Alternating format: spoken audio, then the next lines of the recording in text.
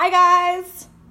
I just went live on Instagram, so this is going to be a repeat for anyone that was there with me on Instagram. God, for some reason the forward-facing camera on Instagram is way more flattering than the one on Facebook, and it's weird because they're owned by the same company. It's really stupid. Okay, Diet Coke break.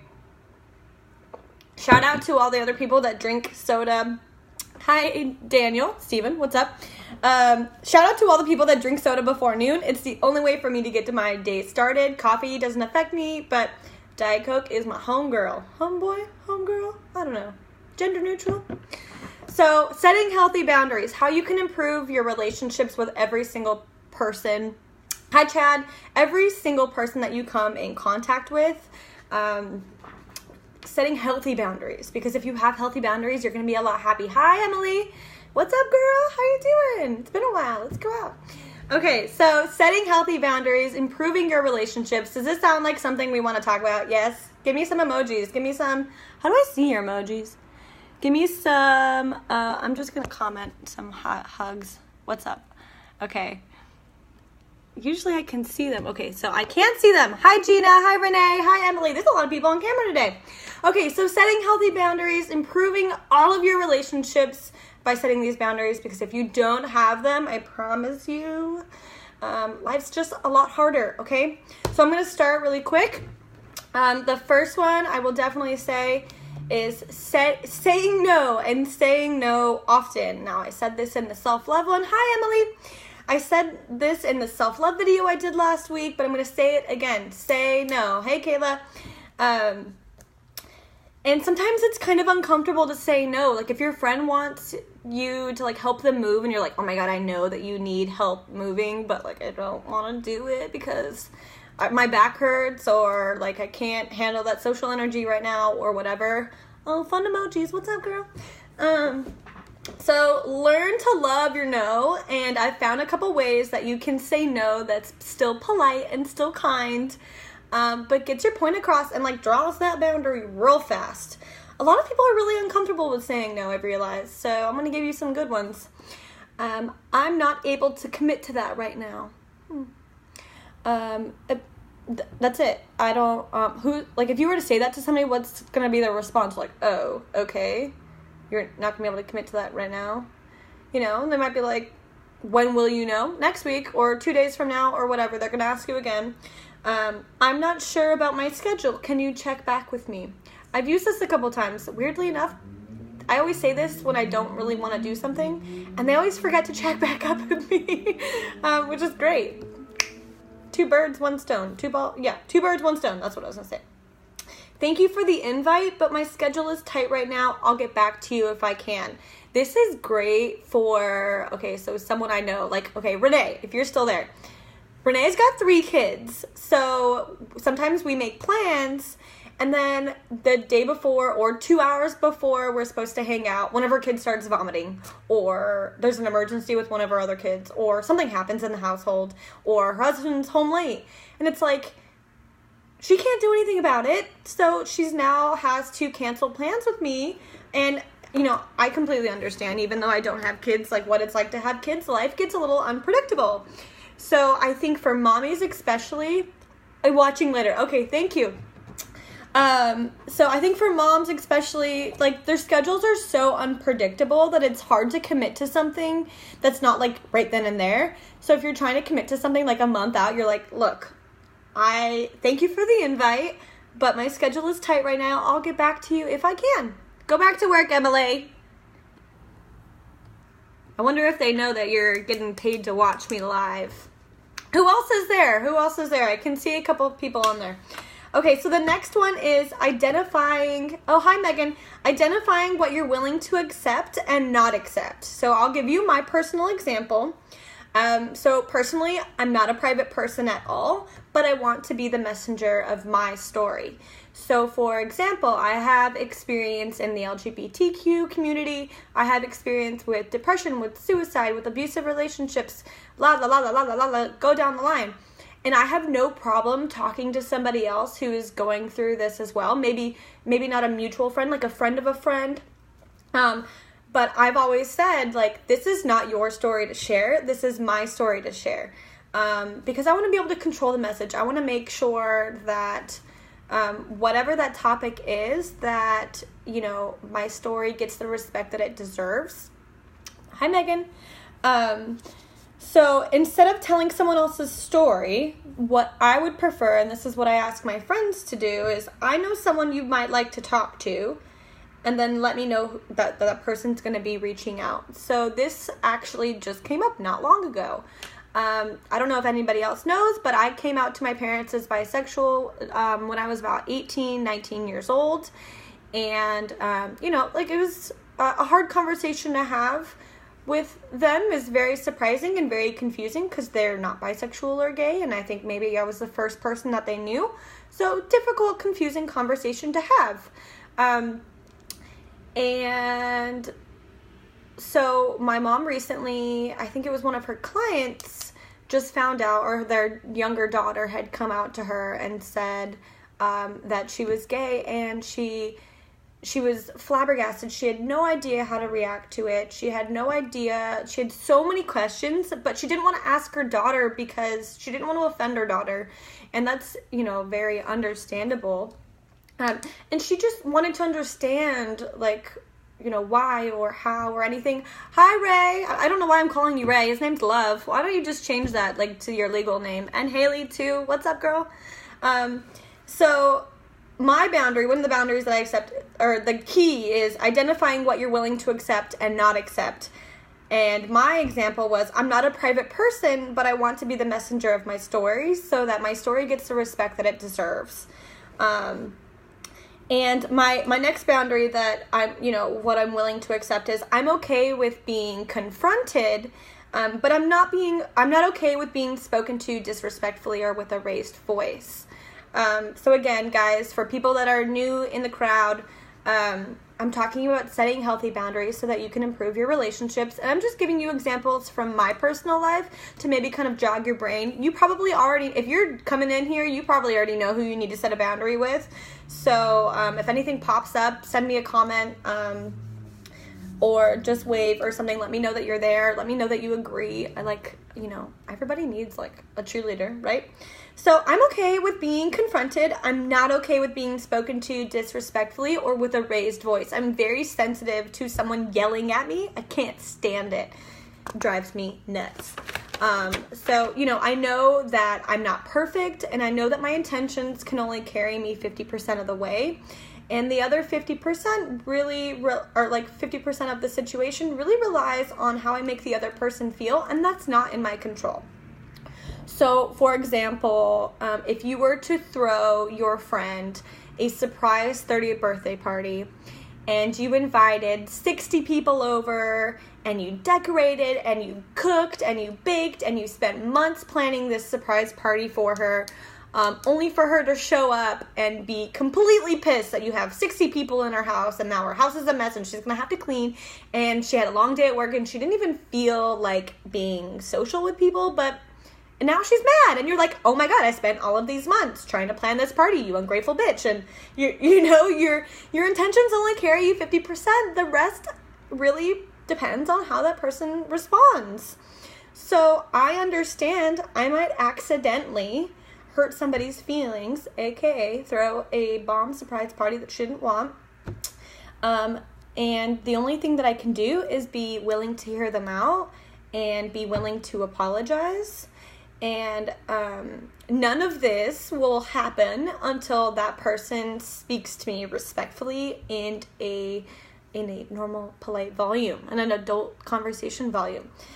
This was definitely a boundary that I learned to set multiple times a day when I was working at AT&T, because I would have people be calling me, and they'd be like, you messed up my bill, or you did this, and whatever. I'm like, first of all, sir, I've never met you, and I can't fix your bill until I understand what's wrong with it, so please do me a favor, speak to me like I'm a friggin' human, with on a lower voice, and I promise I'll do everything I can to help you. Just don't talk to me like that. Whoop!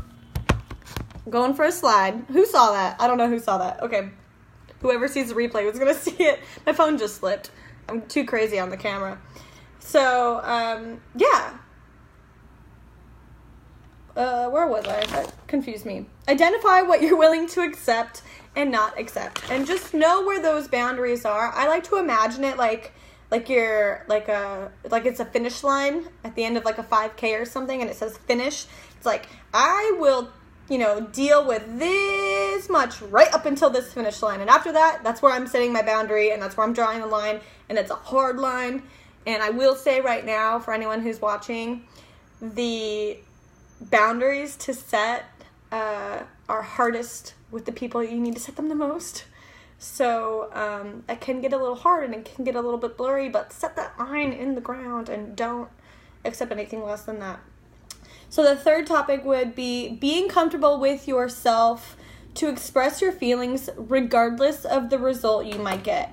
And this is really hard, right? Because when we express our feelings, we're being really vulnerable, and, you're putting yourself out there, really. You're opening your heart up, and you're like, you're so vulnerable and exposed, and that's uncomfortable because you have no idea how that person's going to react. And I'm going to tell you right now, that person might laugh, that person might ignore you, they might ghost you, they might apologize, great, but it doesn't matter how they react.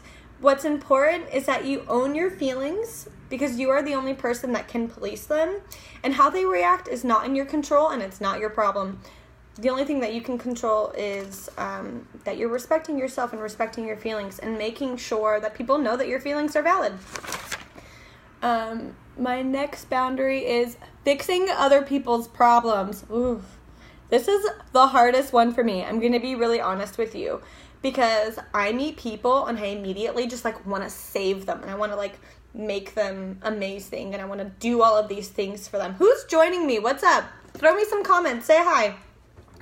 So this is a boundary that I have to work on almost a daily basis, because I'm a lover and I'm a giver, and sometimes that means I get taken advantage sometimes. I think that people by nature, we like to vent, and it's healthy to talk about our feelings. I think it's really constructive to talk about your feelings. And, for me, I need to talk through my experience in order to fully even understand how I feel about it. But you are not responsible for other people's problems. I'm going to give you an example of a situation that happened, and it's kind of still happening. Hi, Rosie. How are you doing? I need to make a trip up to England soon. I need to do that. You need to meet my boyfriend.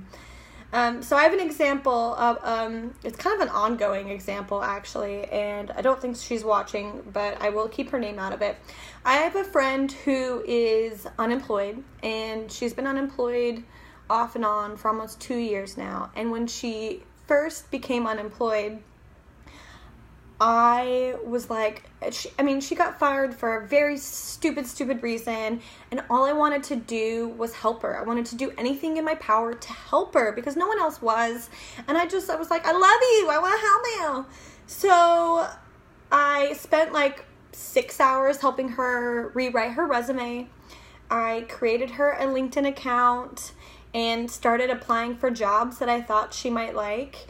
And I was like, I'm going to get you a job. This is a numbers game. Let's just apply. I probably clicked that one-click apply, I'm not joking, 300 times. So imagine this. I was like, you're going to apply to 300 jobs, and you're going to get 5 interviews, and you're going to get a job. Come on, we're going to do this. You're not going to be unemployed more than a week, right?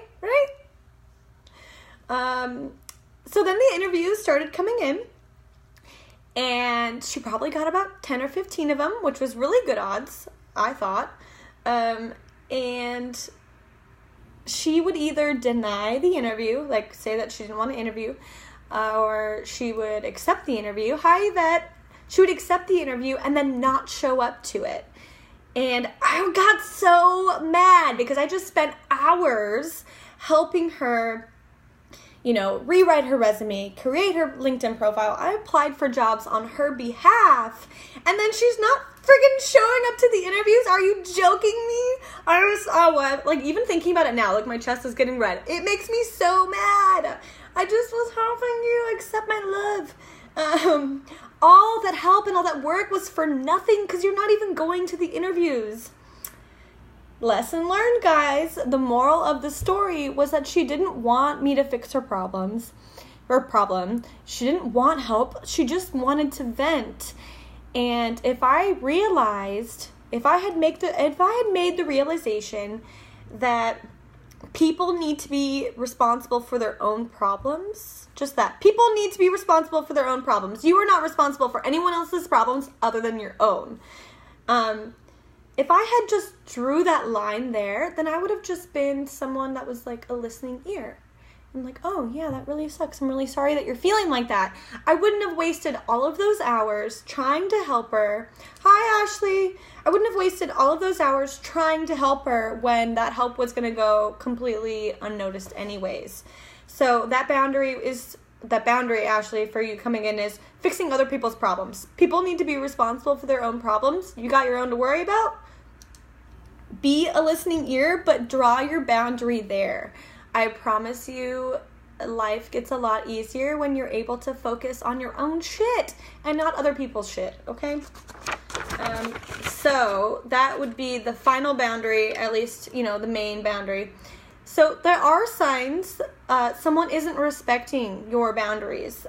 Sometimes, and this is hard, they'll call you selfish, they'll call you rude, they'll call you unkind, they'll tell you that your feelings are real. They'll get really hygieno. They'll get really defensive when you don't want to come to their brunch. Let me tell you right now, I had to write this down. The only people who get upset about you setting boundaries are the ones who were benefiting from you having none. Let me say that again. The only people who get upset about you setting boundaries are the ones who were benefiting from you having none. I read that today on Pinterest and I was mind blown. I was like, oh my God, that's so true. So when you're seeing these signs, it probably means that those are the relationships that need the boundaries the most. And you know what? A good friend respects your boundaries. If they're not respecting your boundaries, they're not a good person, they're not a good friend. That's plain and simple. So studies. I did a Pinterest search. This is what Pinterest said. Hi, Brianna. This is what Pinterest said, okay? Setting healthy boundaries with your family, friends, coworkers, strangers actually leads to an increase in confidence, an increase in self-esteem, self-respect, and a feeling of safety and comfort. Imagine that you respect yourself more when you are demanding respect from everybody else. Weird. A greater assertiveness in everything, like with everything and everybody. So imagine, for me, the scariest person that I know, also my best friend, is my mom. So imagine if I'm able to set a boundary with my mom, I'm going to be able to set a boundary with literally everybody else in the world. Because that was a mountain I need to climb, and as long as I climbed it, I'm good. So you're going to be able to be assertive and demand respect from people that you've just met or people that you barely know.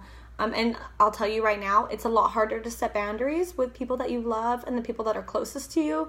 But the harder the boundary is to set, the more necessary the boundary was, okay? So I'm going to say that again. The harder the boundary is to set, the more necessary that boundary was, okay?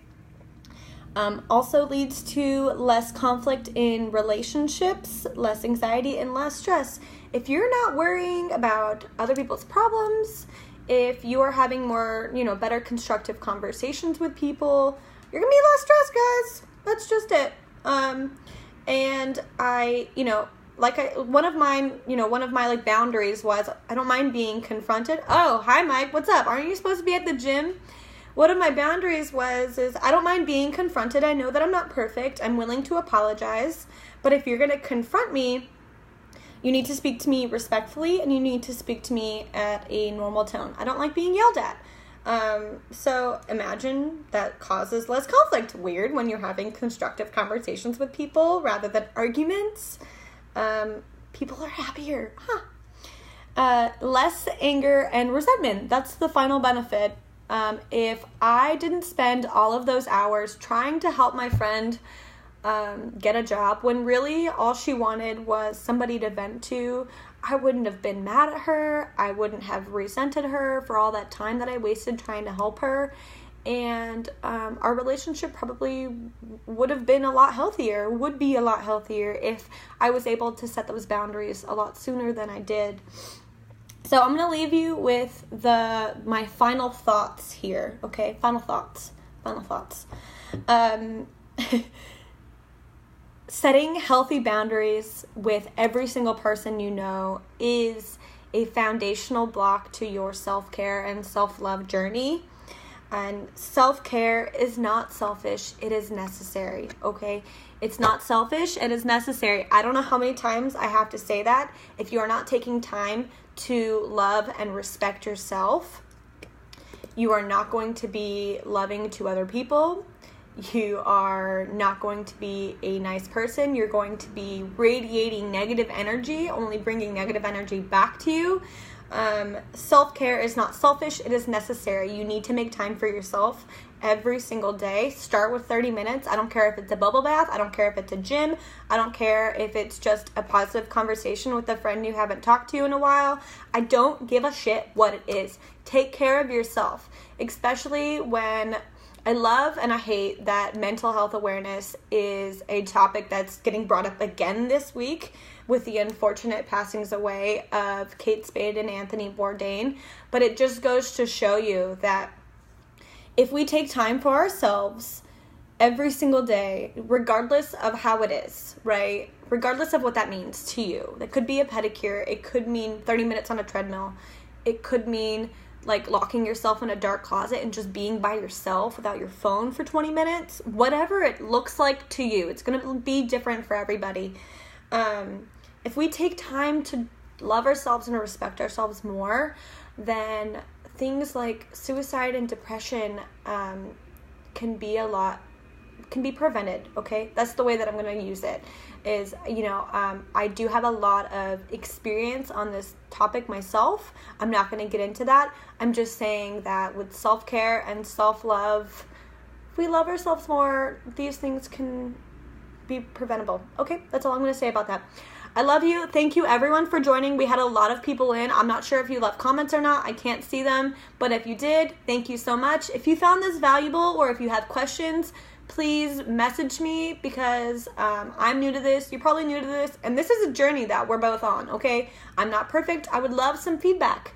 And if you start applying these boundaries in your life and they're working and you're happier, I would love to know that because the only reason why I'm doing this is for you. It's not for me, okay? Love you. Thank you, everybody, for joining, and I'll see you guys next time. Finish.